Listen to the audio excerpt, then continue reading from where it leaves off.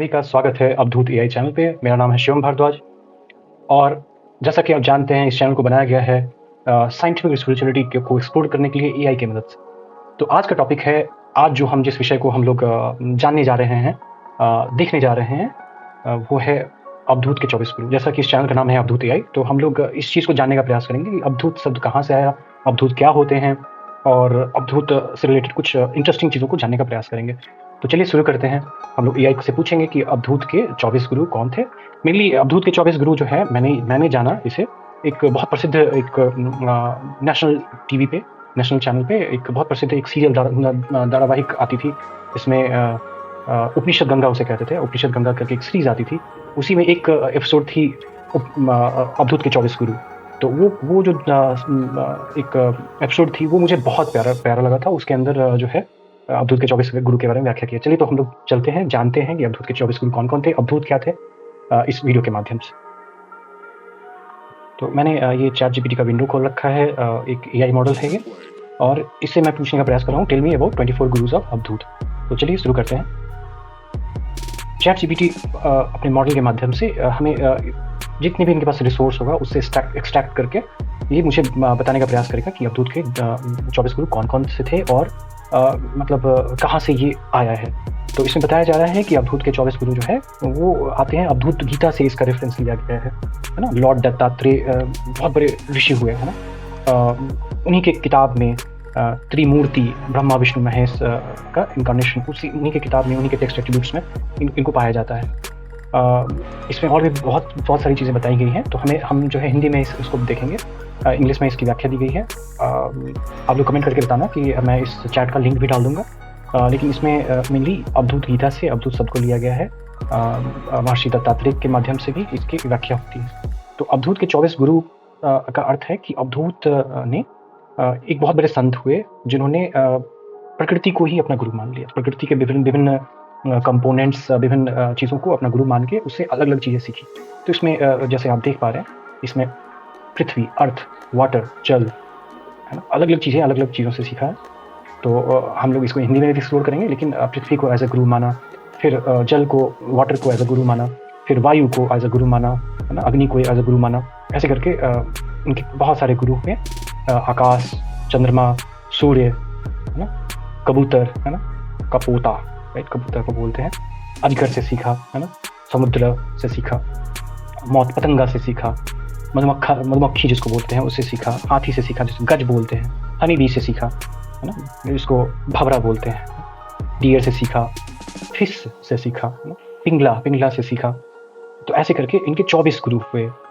एक बच्चे से भी सीखा, फिर एक कुमारी, एक मेडन जो होती है उनसे सीखा, फिर सर्प से सीखा। ऐसे करके उनके 24 गुरु हुए, है ना।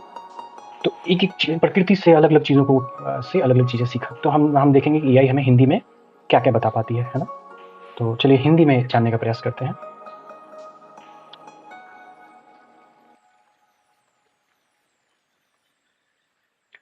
एआई कितना ज़्यादा एडवांस हो चुका है कि हमें मतलब हिंदी में भी इन सब चीज़ों जो हमारे वेद पुराण में या हमारे गीता में जो दिया हुआ है उसे हिंदी में भी एक्सप्लेन कर सकता है। इतना ज़्यादा आसान कर दिया है हमें कुछ भी जानने के लिए। तो ये देखिए कि जैसे ही हमने बोला कि आप जो है मुझे हिंदी में इसको व्याख्या करके बताइए, हिंदी में मुझे बताइए, है ना। तो आप देख सकते हैं कि अवधूत के 24 गुरु का वर्णन अवधूत गीता से आता है, जो भगवान दत्तात्रेय द्वारा दिया गया एक महत्वपूर्ण आध्यात्मिक ग्रंथ है ना। अवधूत गीता में इसका रेफरेंस पाया जाता है। दत्तात्रेय जो महर्षि त्रिमूर्ति, दत्तात्रेय जो त्रिमूर्ति, ब्रह्मा विष्णु महेश को त्रिमूर्ति कहते हैं, कि अवतार माने जाते हैं। लेकिन इतना ज़्यादा उन्होंने तब से वो सारी कुछ सिद्धियाँ प्राप्त की थी जिनको उनको त्रिमूर्ति में से एक माना जाता था, महर्षि दत्तात्रेय को, ब्रह्मा विष्णु महेश, जिन्होंने 24 गुरु से सीखे हुए ज्ञान और जीवन के सबक का वर्णन किया है। ये जो अवधूत गीता में इसका एक्सप्लेनेशन सब कुछ हुआ है। इसमें बताया गया है कि प्रकृति, जानवर और जीवन स्वयं हमें ज्ञान, गहन आध्यात्मिक शिक्षा प्रदान कर सकते हैं। ठीक है, तो उसके बाद जो है उन्होंने व्याख्या किया है, चैट जीपीटी ने एक एक करके बताया है कि तो आइए इन 24 गुरु और उनसे प्राप्त शिक्षाओं के बारे में हम जानने का प्रयास करते हैं। सबसे पहली गुरु है पृथ्वी। पृथ्वी से क्या हमने सीखा? पृथ्वी जो है सहनशीलता, पृथ्वी से हम लोग क्या सीखते हैं? सहनशीलता, धैर्य और क्षमा का पाठ सीखते हैं। चाहे कितनी भी कठिनाइयाँ एवं पृथ्वी आए, पृथ्वी बिना शिकायत के सभी को पोषण करती है। पृथ्वी जो है हर तरह की जीवों को सहती है ना, तो उसको भी ऐसे गुरु माना, पृथ्वी को भी गुरु मान के इन सब जैसे धैर्य, सहनशीलता, क्षमा सीखा पृथ्वी से। इसी प्रकार से जल से क्या सीखा, है ना, जल से विनम्रता सीखा, शुद्धता और बाहरी प्रभावों से अप्रभावित रहने की शिक्षा प्राप्त की। यह स्वाभाविक रूप से बहता है और दूसरों को शुद्ध करता है। ये भी जल से हमें सीख मिलता है। ठीक है, कितना अच्छा इसमें व्याख्या कर दिया गया है कि जल को एज अ गुरु मानेंगे तो जल से हम क्या सीख सकते हैं। फिर वायु से हमने क्या सीखा, वायु हर जगह जाती है लेकिन किसी वस्तु से प्रभावित नहीं होती है। यह अनासक्ति और लचीलेपन का प्रतीक माना जाता है। देख सकते हैं आप कि वायु जो है हर जगह जाती है लेकिन वह सब किसी भी चीज से प्रभावित नहीं होती है ना। ये अनासक्ति और लचीलेपन का स्वरूप है। वायु से हमने ये सीखा। अग्नि से क्या सीखा, अग्नि क्या करती है कि सब कुछ जलाती है फिर भी शुद्ध रहती है। अग्नि सब कुछ जलाती है फिर भी शुद्ध रहती है। यह आत्म संयम, अनुशासन और इच्छाओं से अप्रभावित रहने की शिक्षा देती है। अग्नि से हमने ये सीखा। आकाश से क्या सीखा, आकाश को अगर गुरु माने तो आकाश असीम और अनंत है। यह स्वतंत्रता और निराकार आत्मा का बोध कराता है। आत्मा जो है अनंत है, निराकार है, इसके बारे में बोध कराता है आकाश। चंद्रमा से क्या सीखा, चंद्रमा से हमने सीखा चंद्रमा के घटने बढ़ने के बावजूद वह अप्रभावित रहता है ना। यह सिखाता है कि आत्मा जीवन के चक्रों से परे है ना, और परिवर्तनों से अप्रभावित है ना। चंद्रमा से हमने ये सीखा। चंद्रमा शीतलता भी प्रदान करती है, ये भी सीखा। फिर सूर्य से हमने क्या सीखा, सूर्य को भी एक गुरु के तौर पे अगर माना जाए तो उससे क्या सीखेंगे। सूर्य सब पर समान रूप से चमकता है लेकिन स्वयं को कभी प्रदूषित नहीं करता। यह ज्ञान और प्रकाश को निष्काम भाव से वितरित करने की शिक्षा देता है ना। ज्ञान, जो भी ज्ञान है बांटने से बढ़ता है, तो सूर्य क्या करता है कि समान भाव से, इसमें कोई भी कि इसे कम रोशनी दे, उसे ज़्यादा रोशनी दे, ऐसे नहीं करता। समान भाव से, निष्काम भाव से अपना रोशनी बांटता है। उसी प्रकार से ज्ञान और प्रकाश हमें निष्काम भाव से बांटना चाहिए।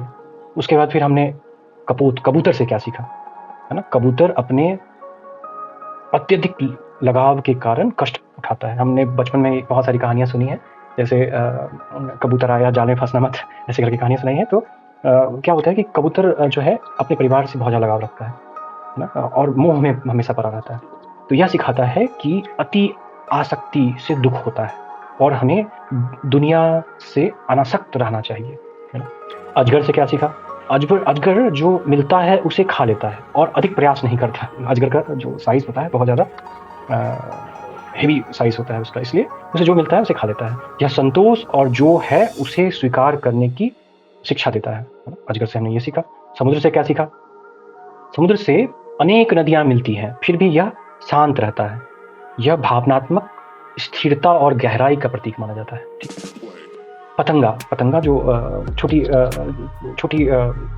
बारिश के समय में जो पतंगा उड़ने लगती है और रोशनी की तरफ जाती है, तो पतंगा से हमने क्या सीखा। पतंगा आग की ओर आकर्षित होती है, मतलब अंधकार से प्रकाश की ओर जाती है, आग की ओर आकर्षित होती है और जल जाता है। यह इंद्रियों के भोग से अत्यधिक आसक्ति से सावधान रहने की चेतावनी देता है। पतंगा से मैंने ये भी सीखा कि कैसे अंधकार से प्रकाश, एक पतंगा को भी ये समझ होता है कि कैसे अंधकार से प्रकाश की ओर जाया जाए, है ना। तो पतंगा से हमने ये सीखा। तो हमें भी हमेशा प्रयास करते रहना चाहिए कि हम अंधकार से, मतलब अज्ञान से ज्ञान की ओर जाए, अंधकार से प्रकाश की ओर जाए। मधुकर, है ना, मधुकर भंवरे को बोलते हैं। तो मधुमक्खी विभिन्न फूलों से पराग इकट्ठा करती है। यह सिखाता है कि हमें विभिन्न स्रोतों से ज्ञान लेना चाहिए लेकिन उनसे आसक्त नहीं होना चाहिए। ये हमने मधुकर से सीखा। फिर गज, हाथी से क्या सीखा। हाथी अपनी इच्छाओं के कारण पकड़ा जाता है ना, अपनी इच्छाओं के कारण वो जाल में फंस जाता है, पकड़ा जाता है। यह इच्छाओं पर नियंत्रण न रखने के खतरे की शिक्षा देता है ना। अगर हम अपनी इच्छाएं को काबू नहीं रखें तो हम कभी भी जो है उन्नति नहीं कर पाएंगे। भृंग, भंवरा, मधुमक्खी, कीड़े। हाँ, हम लोग भंवरा से क्या सीखा, तो हमने इसमें देखा है कि मधुमक्खी कड़ी मेहनत करके शहद इकट्ठा करती है जो दूसरों द्वारा लिया जाता है ना। मधुआ जो होता है उसे बाद में मधुमक्खी जो है जो भी शहद इकट्ठा करती है, मधुआ उसे निचोड़ के अपने यूज में ले आता है, जो दूसरों मनुष्यों के लिए उपयोग होता है। यह संपत्ति के अत्यधिक संचय के परिणाम स्वरूप कष्ट की शिक्षा देता है। अगर हम संचय में लगे रहेंगे तो क्या होगा कि हमारा जो संपत्ति है वो सदुपयोग नहीं हो पाएगा, वो कहीं न कहीं बुरे कामों में लग जाएगा। तो अत्यधिक संपत्ति का संचय भी सही नहीं है। Excess of anything is bad. वो हमें मधुमक्खी के शहद संचय के बारे में सिखाता है ना? मृग, हिरण से हमने क्या सीखा? हिरण जो है, हिरण से क्या सीखा? तो हिरण में बहुत सारी चीज़ें हैं, जैसे हम हिरण की कस्तूरी के बारे में जानते हैं कि उसके नाभि में कस्तूरी पाई जाती है। उसके सुगंध से वो पूरा विचरण करता रहता है, लेकिन उसके नाभि में जो है वो असल में पाया जाता है। तो इसलिए हमें इंद्रियों को अंदर की ओर ले जाना पड़ेगा, आत्मगम्य उसको बोलते हैं। इसमें व्याख्या किया गया है, लेकिन हमने इंद्रियों से यही सीखा है ना। मछली से क्या सीखा? मछली जो है, मछली लालच में फंसकर पकड़ ली जाती है। यह बताता है कि लालच और इच्छाओं पर काबू रखना कितना महत्वपूर्ण होता है।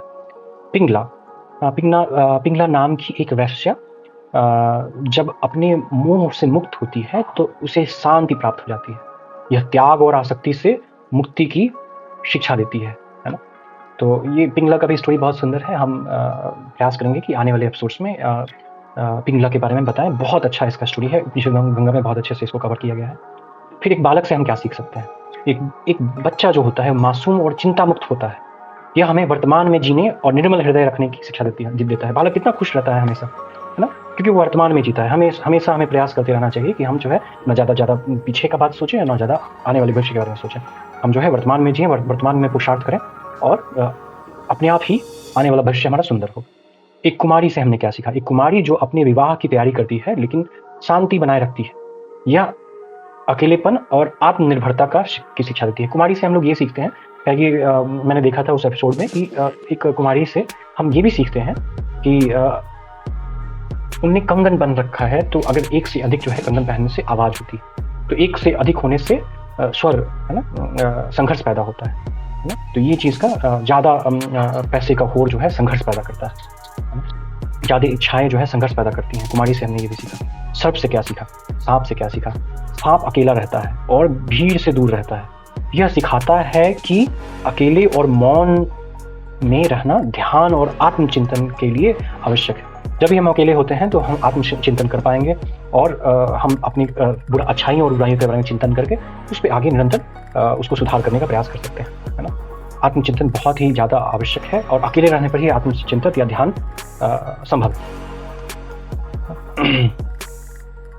वो जो वान निर्माता होता है ना, जो धनुष बनाता है या वान बनाता है, उससे हमने क्या सीखा? वान निर्माता जो होता है अपने कार्य में इतना लीन रहता है कि उसे बाहरी दुनिया की कोई परवाह नहीं होती। यह गहन ध्यान और एकाग्रता की शिक्षा देती है।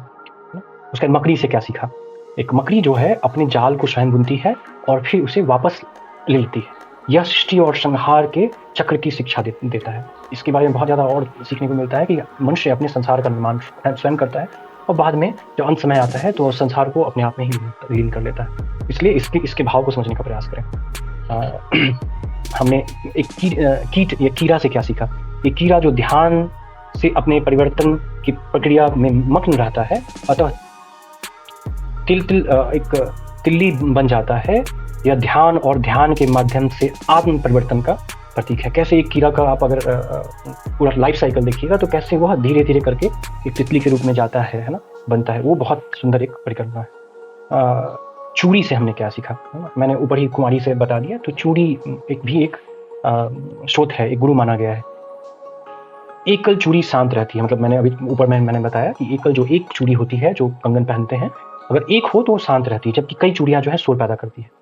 तो उसी के बारे में बताया गया है कि यह अनावश्यक बातचीत से बचने और मौन बनाए रखने की शिक्षा देती है ना, संघर्ष पैदा करने से रोकती है। तो इसमें निष्कर्ष के रूप में हमें जो है बहुत अच्छे से इसमें एक्सप्लेन किया गया है चैट जीपीटी के माध्यम से या एआई के माध्यम से कि अवधूत के 24 गुरु कौन थे।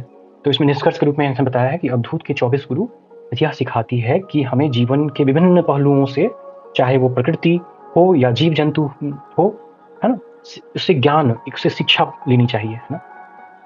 अवलोकन करना चाहिए, अनासक्ति के बारे में समझना चाहिए और आध्यात्मिक ज्ञान की खोज के माध्यम से हम अपने जीवन के गहरे रहस्यों या गहरे सत्यों को समझ सकते हैं। तो ये कितना सुंदर जो है अवधूत के 24 गुरु के महत्व के बारे में बताया गया है और अवधूत के बारे में बताया गया है कि वो कैसे प्रकृति से ही उन्होंने इतनी सारी बातें सीखी। आज का टॉपिक इतना ही था। तो मैं आशा करता हूँ कि आप सबको ये आपको पसंद आया होगा इसका कंटेंट। यहाँ तक जुड़े रहने के लिए आप सबों का बहुत-बहुत धन्यवाद।